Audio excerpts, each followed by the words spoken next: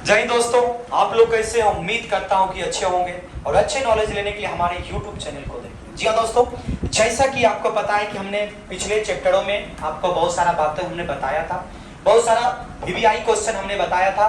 तो बच्चों, आज से जो हमारी क्लास होने वाली है, चैप्टर नंबर बिंदास होने वाला है। चैप्टर बहुत अच्छा होने वाला है बच्चों। चैप्टर का नाम होने वाला है चैप्टर 8, जिसका नाम होता है खाद्य उत्पादन में वृद्धि की कार्य। यानी कहने का मतलब होता है सर, मनुष्य एक प्राणी होता है, आपको स्वतः पता है। मनुष्य को जीवित रहने के लिए 3 सबसे बड़ी चीज की आवश्यकता होती है। आपको मैं बता रहा हूं, मनुष्य को जीवित रहने के लिए 3 सबसे बड़ी आवश्यकता होती है बच्चों। पहला आवश्यकता का स्वतः नाम जानते हैं, भोजन। दूसरा आवश्यकता का बच्चों नाम जानते हो, वस्त्र। और तीसरा आवश्यकता का नाम बच्चों जानते हैं आप, आश्रय यानी आवास। लेकिन मनुष्य के साथ साथ सर जानवरों को भी सब कुछ आवश्यकता होता है। उसको भी भोजन का आवश्यकता पड़ता है, उसको भी वस्त्र का आवश्यकता पड़ता है। क्या जरा कमेंट बताओ, वस्त्र का आवश्यकता पड़ता है? बताओ कमेंट करके भैया। दूसरा, आश्रय की आवश्यकता पड़ता है। यानी कहने का मतलब ये चैप्टर हमारा खास होने वाला है। अगर इस चैप्टर को आपको अपनी क्लास में करना है तो बिल्कुल कमेंट भी कर दे, लाइक भी कर दे, और लाइक के सेशन के साथ साथ वीडियो को शेयर भी कर दे। तो चलिए दोस्तों, बिल्कुल अपने बेहतर सी मूड में, बेहतर सी अंदाज में बायोलॉजी पूर्ण की क्लास को हम शुरुआत कर रहे हैं, यानी बायो की नगरिया में। चलिए, अब हमारा पहला नंबर टॉपिक का नाम होगा खाद्य उत्पादन में वृद्धि की कार्यनीति। चैप्टर हमारा खास 8। क्या बोला मैंने? खाद्य उत्पादन की वृद्धि में, खाद्य उत्पादन की वृद्धि में, ऐसे भी लिख सकते हैं खाद्य उत्पादन में वृद्धि की कार्यनीति। ये ज्यादा शॉर्ट करेगा। खाद्य उत्पादन में वृद्धि की कार्यनीति। कार्यनीति मैंने बच्चों क्या बताया कि ये जो खाद्य उत्पादन में वृद्धि की कार्यनीति क्या होता है, तो सबसे पहले हम इस बातों को समझेंगे। सबसे पहले इस बातों को समझाएंगे सर, ये कार्यनीति क्या है। तो प्यारे बच्चों, बिल्कुल समझिएगा, कार्यनीति मुदक्कर होगा, हमको पता है, आप लोग देख रहे हैं। सबसे पहला हमें पॉइंट बोलना है कि मानव को जीवित रहने के लिए, मानव को जीवित रहने के लिए, मानव को जीवित रहने के लिए 3 सबसे बड़ी आवश्यकता होती है। 3 सबसे बड़ी आवश्यकता होती है, आवश्यकता होती है। 3 सबसे बड़ी आवश्यकता होती है। पहला का नाम होता है बच्चों, आपको पता है, अगर हम जीवित रहना चाहते हैं तो हमें पहला क्या चाहिए? भोजन। दूसरा क्या चाहिए सर? वस्त्र चाहिए। क्या चाहिए? वस्त्र। और तीसरा क्या चाहिए सर? आवास चाहिए। यानी प्यारे बच्चों, कहने का मतलब मैं आपको बताऊंगा कि अपना टॉपिक हिंदी मीडियम के लिए बड़ा खास होने वाला है प्यारे साथियों। कहने का मतलब होता है खाद्य उत्पादन। आप देख रहे हैं कि अभी के समय में खाद्य का वृद्धि कैसे हो रहा है बच्चों।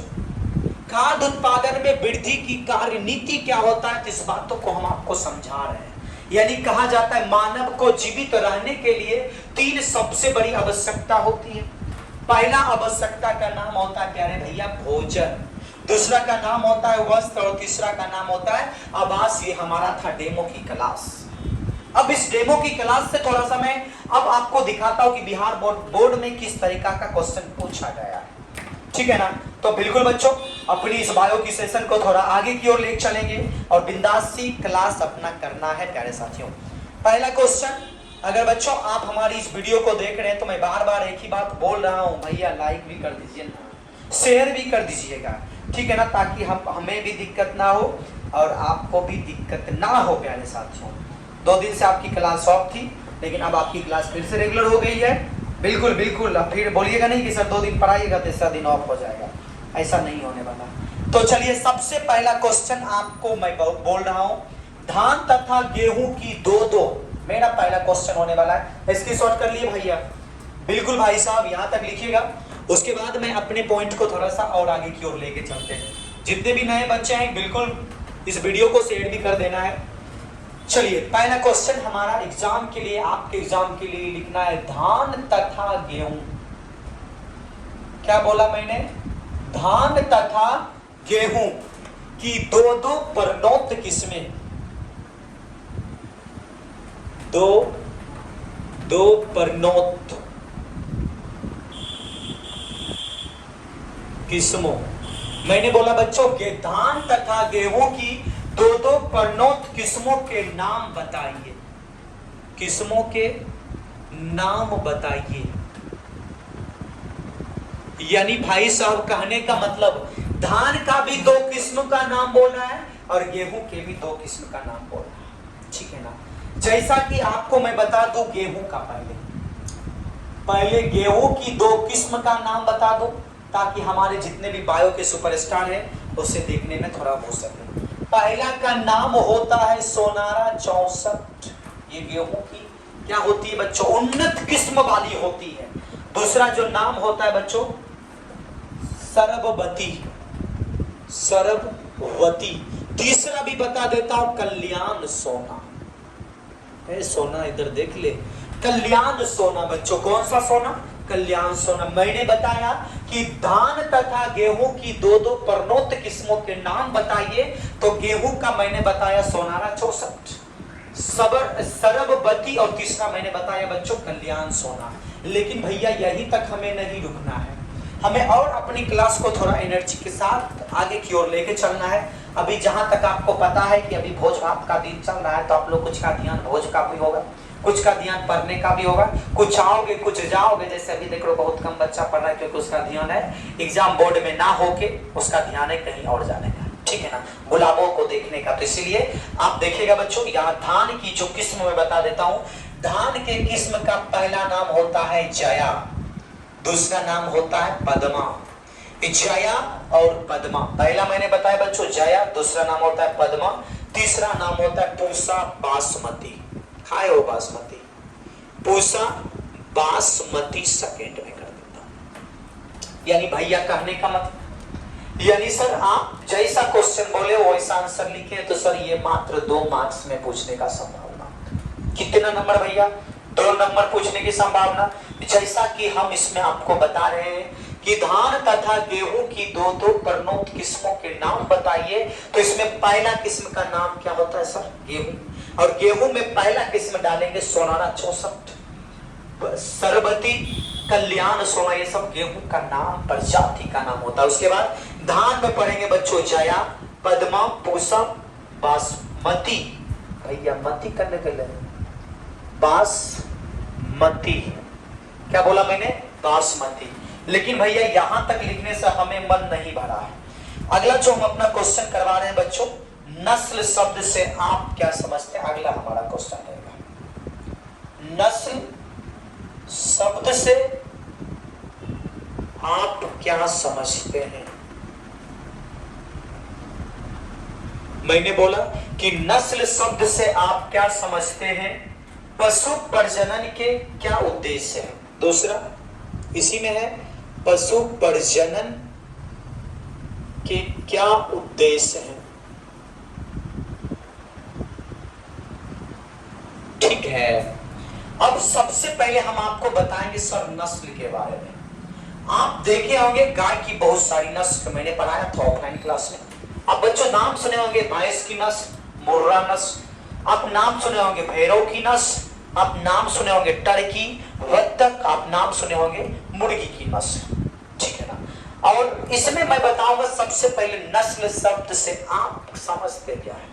तो नस्ल शब्द लिखेंगे पशुओं का वह समूह है, लिखेंगे बच्चों पशुओं का वह समूह।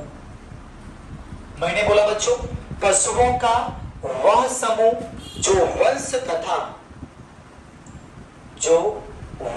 तथा सामान्य। मेरे साथ साथ जितने भी बायो के सुपरस्टार हैं बिल्कुल लिखिएगा बच्चों। मैंने बोला कि नस्ल क्या होता है, और नस्ल में मैंने बताया कि पशुओं का वह समूह जो वंश तथा सामान्य लक्षणों जैसे दिखावट।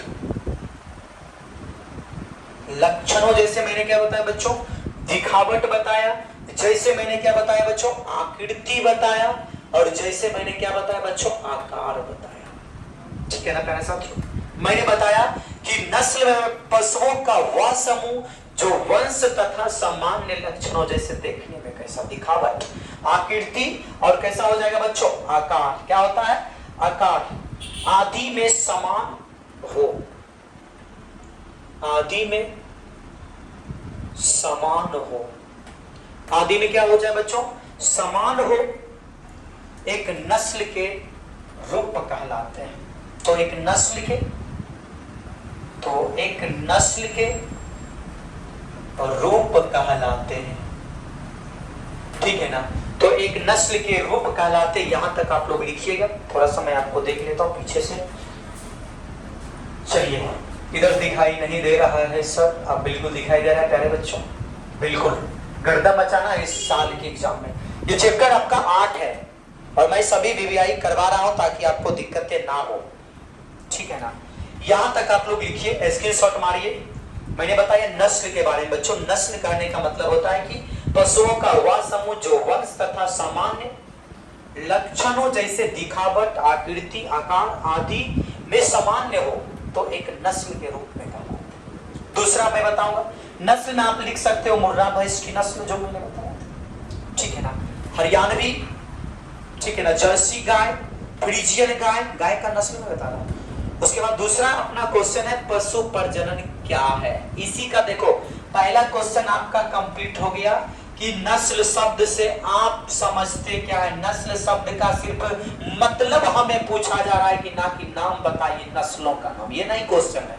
क्वेश्चन है नस्ल शब्द से समझते क्या है। दूसरा क्वेश्चन इसी का है कि पशु प्रजनन के क्या उद्देश्य है, तो इसी में लिखेंगे हम दूसरा।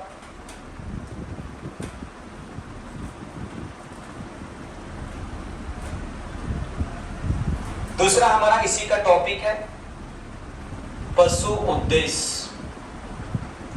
दूसरा बच्चों हम डालेंगे स्टार में क्या कि पशु प्रजनन का उद्देश्य, पशु प्रजनन का उद्देश्य। अब भैया पशु प्रजनन का उद्देश्य क्या होता है, तो इसके बारे में भी हम लोग लिखेंगे। तो लिखेंगे पशु प्रजनन का मुख्य उद्देश्य, पशु प्रजनन का मुख्य उद्देश्य, पशु प्रजनन का मुख्य उद्देश्य मवेशियों की ऐसी नस्लें तैयार करना, मवेशियों की ऐसी नस्ल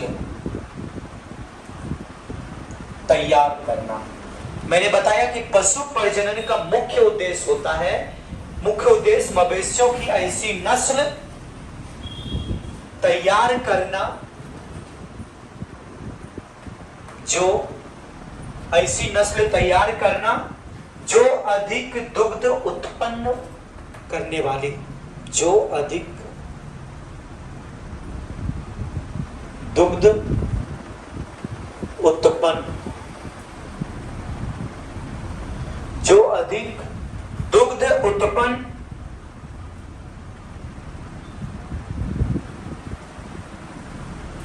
लिखे यहां तक, जो अधिक दुग्ध उत्पादन करने वाली या अधिक दुग्ध उत्पादन करने वाली, जो अधिक दुग्ध उत्पादन करने वाली अधिक समय तक दुग्ध श्रावण करते हैं, अधिक श्रावण तक, अधिक समय तक दुग्ध श्रावण करते हैं। क्या करते हैं, अधिक समय तक दुग्ध क्या करते हैं, श्रावण करते हैं। लिखे लिखे यहां तक। साथ ही उच्च गुणवत्ता वाले मांस, साथ ही उच्च गुणवत्ता वाले मांस, साथ ही उच्च गुणवत्ता वाले मांस प्रदान करने वाली नस्लों के, प्रदान करने वाली नस्लों के, प्रदान करने वाली किसको बच्चों? नस्लों के पशुओं को सफलता पूर्वक, पशुओं को सफलता पूर्वक, पशुओं को, नस्लों के पशुओं को सफलता पूर्वक जनित करना तथा, जनित करना तथा पशु जनित करना तथा पशु जनित उत्पादों की, पशु जनित उत्पादों की वांछित, पशु जनित उत्पादों की वांछित गुणवत्ता में सुधार करना, वांछित गुणवत्ता में सुधार करना। चलिए भैया समझते हैं। पहला टॉपिक है प्रजनन, पशु प्रजनन का उद्देश्य क्या है। आप लोग पहले यहां तक कवर कीजिए, उसके बाद मैं आपको थोड़ा सा और अच्छे से समझा देता हूं। स्क्रीनशॉट मारिए सभी बच्चे, अगर दिखाई नहीं दे रहा है तो वीडियो की क्वालिटी को बढ़ाइए, स्क्रीनशॉट लीजिए, क्योंकि भैया वीडियो की क्वालिटी आपको बढ़ाना ही पड़ेगा। बात पूछे,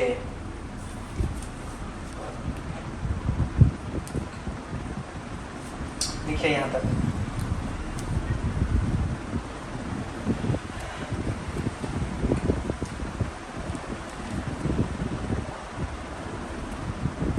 चलिए समझिएगा। पशु प्रजनन का मुख्य उद्देश्य मवेशियों की ऐसी नस्ल तैयार करना जो अधिक दुग्ध उत्पादन करने वाली, अधिक समय तक दुग्ध स्रावन करते हैं। यानी पशु प्रजनन का मुख्य उद्देश्य यही होता है, जो गाय अधिकांश दुग्ध उत्पादन, जो जीव अधिकांश, मवेशी का मतलब होता है गाय सब, जो पशु प्रजनन का मुख्य उद्देश्य मवेशी की ऐसी नस्ल तैयार करना जो अधिक दुग्ध उत्पादन करने वाली और अधिक समय तक दुग्ध स्रावन करती है। कौन सा सर? ये अधिक नस्ल वाले, ये अच्छे नस्ल वाले का बात बोल रहा है। साथ ही उच्च गुणवत्ता वाले मांस प्रदान करने वाली नस्लों के पशु, जैसे आप मुर्गा खाते हो, ये अच्छी नस्ल वाली होनी चाहिए। मुर्गियां जो होती है अच्छी नस्ल वाली होनी चाहिए। पशुओं को सफलता पूर्वक जनित करना तथा पशु जनित उत्पादों की वांछित गुणवत्ता में सुधार करना क्या कहलाता है? पशु प्रजनन का उद्देश्य कहलाता है। प्यारे साथियों, कोई दिक्कत है समझने में? जरा दिक्कत है तो बता दे, नहीं दिक्कत है तो आगे चलते हैं। देखिए, चलिए जल्दी लिखिएगा, उसके बाद आगे चलते हैं। अगला लिखेंगे एकल कोशिका प्रोटीन क्या है, जिसे सिंगल सेल प्रोटीन भी हम बोले थे आपको। अगला हमारा स्टार्ट होने वाला है।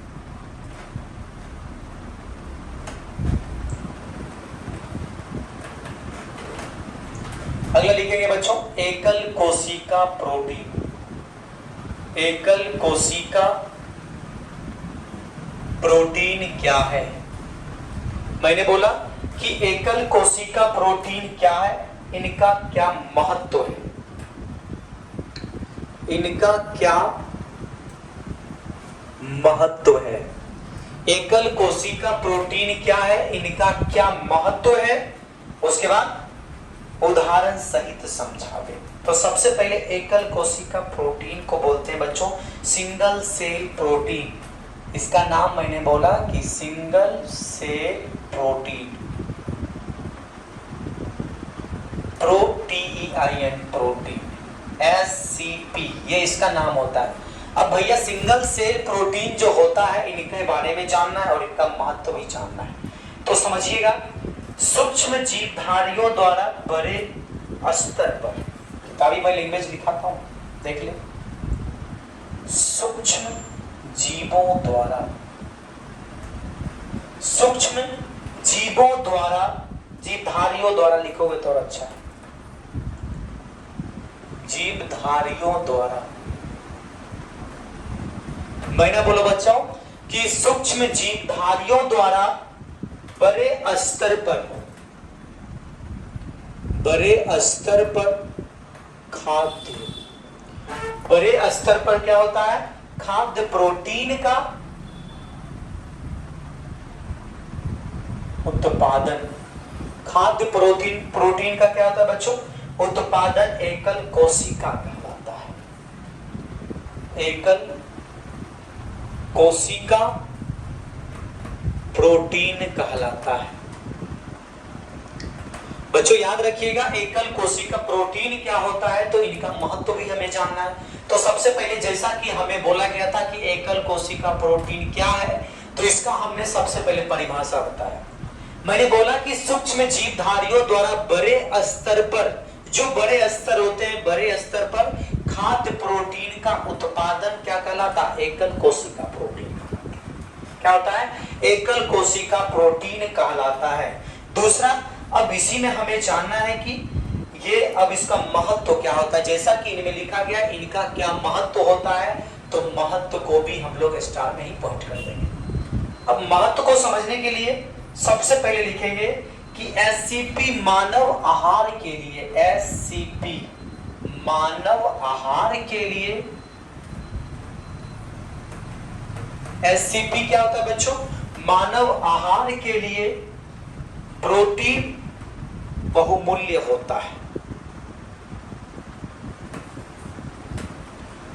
प्रोटीन क्या बोला मैंने? प्रोटीन बहुमूल्य पूरक होता है, बहुमूल्य होता है। कहने का मतलब एससीपी का मतलब होता है सिंगल, सी का मतलब सेल, पी का मतलब प्रोटीन। ये मानव आहार के लिए क्या होता है? प्रोटीन बहुमूल्य होता है। ये अपने लिए क्या होता है? सबसे ज्यादा महत्वपूर्ण होता है। प्रोटीन के कृषि उत्पादन, दूसरा है प्रोटीन के कृषि उत्पादन। क्या मैंने बोला कि प्रोटीन के कृषि उत्पादन तंत्र के दबाव को कम करता है। उत्पादन के तंत्र, उत्पादन तंत्र के दबाव को कम करता है। प्रोटीन के कृषि उत्पादन तंत्र के दबाव को क्या करता है बच्चों? कम करता है। उसके बाद याद रखना है एससीपी का उत्पादन प्रदूषण में कमी करने में सहायक होता है। एससीपी का उत्पादन प्रदूषण को कम करने किया जाता है, कम करने में किया जाता है। क्या किया जाता है? कम करने में सहायक होता है, किया जाता है। क्योंकि एससीपी उत्पादक सूक्ष्म जीव ऐसे, क्योंकि एससीपी उत्पादक सूक्ष्म जीव ऐसे, क्योंकि एससीपी उत्पादक सूक्ष्म जीव ऐसे पदार्थों का प्रयोग करते हैं, ऐसे पदार्थों का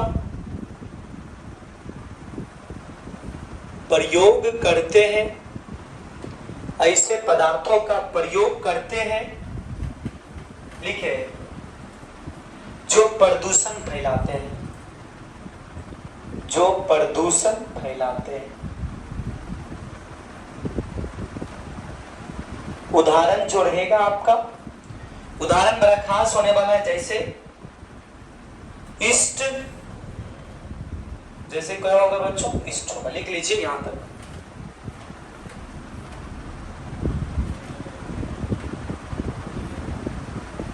चलिए यहां तक सभी बच्चे लिखेंगे, उसके बाद आगे देखेंगे। यहां तक सभी बच्चे लिखिएगा, उसके बाद मैं आगे बताता हूं। यानी सर कहने का मतलब जो हमें बताया गया है, एकल कोशिका प्रोटीन है क्या, इनका क्या महत्व है, तो सूक्ष्म जीवधारियों द्वारा बड़े स्तर पर खाद्य प्रोटीन का उत्पादन करना ही क्या कहलाता है? एकल कोशिका प्रोटीन होता है। दूसरा इसका महत्व एससीपी का मतलब होता है सिंगल सेल प्रोटीन। आप लोग बिल्कुल स्क्रीनशॉट कर लेंगे। उसके बाद सिंगल सेल प्रोटीन मानव आहार के लिए क्या होता है? प्रोटीन का बहुमूल्य होता है। दूसरा, प्रोटीन के कृषि उत्पादन तंत्र के दबाव को कम करता है। किसको कम करता है? प्रोटीन के कृषि उत्पादन तंत्र को क्या करता है? तंत्र के दबाव को कम कर देता है। उसके बाद एससीपी का उत्पादन प्रदूषण को कम करने में किया जाता है। प्रदूषण को क्या किया जाता है? कम करने में किया जाता है। क्योंकि अब क्यों कम किया जाता है भैया, ये होना देखना है। क्योंकि एससीपी उत्पादक सूक्ष्म जीव ऐसे पदार्थों का प्रयोग करते हैं जो प्रदूषण फैलाते हैं। फॉर एग्जाम्पल मैंने बता दिया है बच्चों ईस्ट, क्या मैंने बताया है, ईस्ट बताया है। और उसके बाद ईस्ट के बाद आप लिख भी सकते हो, मॉडल्स लिख सकते हो, जीवाणु लिख सकते हो, कवक लिख सकते हो, शैवाल लिख सकते हो, ये सब आप लिख सकते हैं, ठीक है ना। यहां तक लिखिएगा। तो आज की क्लास में यहीं तक करूंगा क्योंकि आज आपका था थोड़ा डेमो वाली क्लास। तो मिलते हैं बच्चों नेक्स्ट डे नेक्स्ट प्लान के साथ, तब तक के लिए बिल्कुल गुड नाइट। और बच्चों बिल्कुल ध्यान देके सभी पढ़िए क्योंकि एग्जाम नजदीक आने वाली है, ठीक है ना, एग्जाम नजदीक आने वाली है, तो बिल्कुल अपनी क्लास नजदीक मूड से ही कीजिए। थैंक यू बच्चों।